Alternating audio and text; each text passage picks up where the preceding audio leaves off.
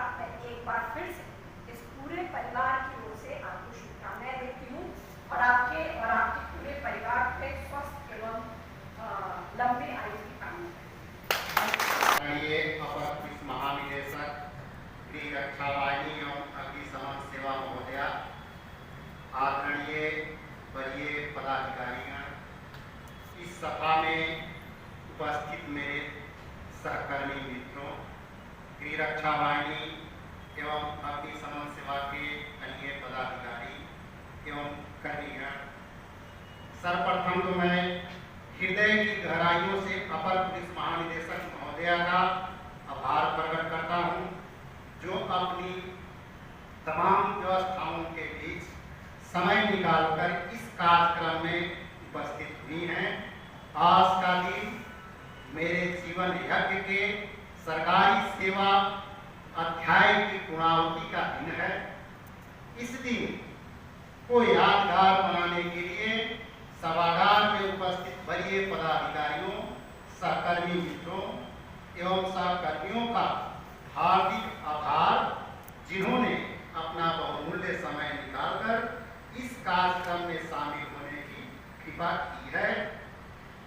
वर्ष 1989 में जिला समादेष्टा के पद पर नियुक्ति एवं विभिन्न जिला एवं विभिन्न प्रशिक्षण इकाइयों में पदस्थापन के क्रम में पुलिस प्रशासन, विधि व्यवस्था, प्रशासनिक व्यवस्था तथा कार्यालय कार्य संपादन एवं नियंत्रण संबंधी कौशल का विकास करते हुए सेवा के इस पड़ाव में ही अपर पुलिस महानिदेशक महोदया के निर्देशन में नित्य नवीन सीखने का सुअवसर मिला।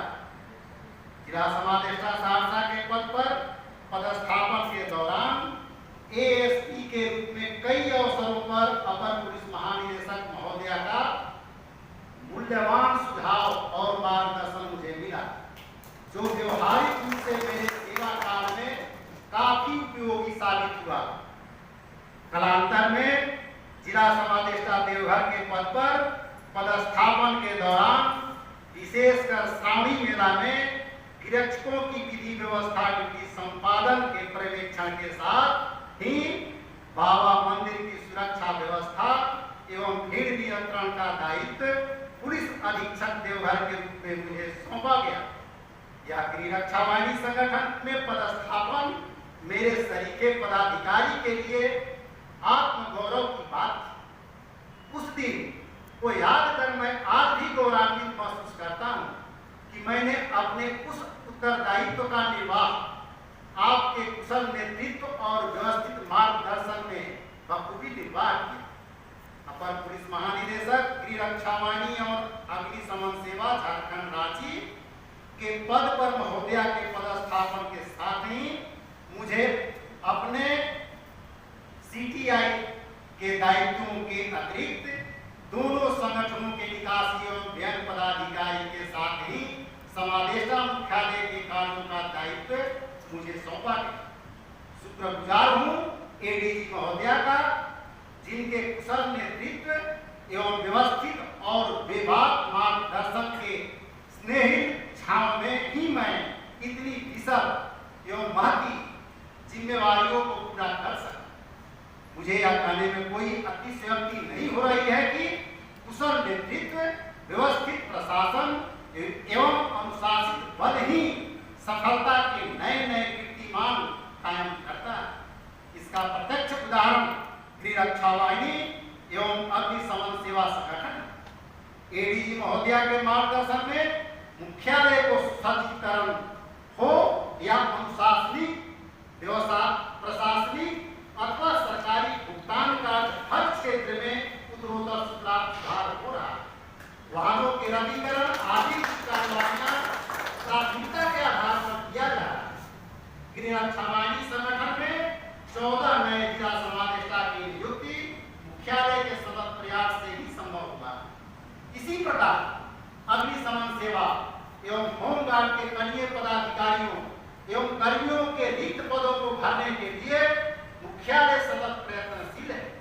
दोनों संगठनों का जिला कार्यालय, प्रशिक्षण संस्थान एवं अग्निशमालयों के आधारभूत संरचना, आवश्यक संसाधन तथा बल उपलब्ध कराकर इनके कार्य क्षमता को सुदृढ़ करने की दिशा में चतुर्दिक काम हो रहा है। ऐसे चतुर्दिक कार्रवाइयां आने वाले समय में दोनों संगठनों के लिए नया कीर्तिमान स्थापित करेंगे।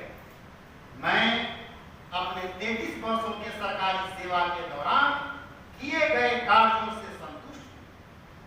सभी सहकर्मी मित्रों, कनीय पदाधिकारियों एवं कर्मियों के लिए एक संदेश है कि टीम की भावना से कर्तव्य पथ पर सही दिशा में आगे बढ़ते रहेंगे तो यह संगठन अपने आप निर्माण के उद्देश्यों को पूरा करने में सफल होगा। अंत में मैं कहना चाहूंगा कि जीवन यज्ञ है। यज्ञ में आप जैसा कर्तव्य रूपी हविष डालेंगे वैसा ही फलित हो। आप सभी इस कार्यक्रम में आए और मेरे इस सेवा अध्याय की गुणावती के साक्षी रहे, इसके लिए आप सभी